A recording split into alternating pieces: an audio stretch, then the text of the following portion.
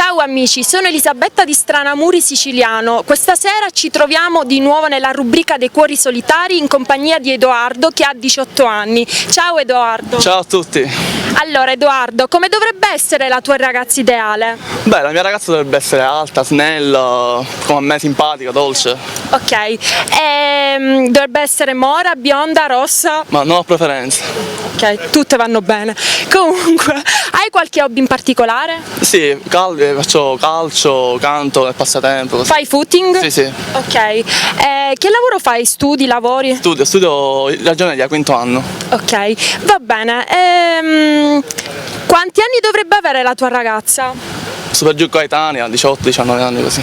Ok, va bene ragazze, se siete interessate a Edoardo, un ragazzo simpaticissimo oltre che carino, chiamatelo direttamente al suo numero che trovate in sovraimpressione. Ciao da Elisabetta e da Edoardo, ciao a tutti. Ciao, a dopo.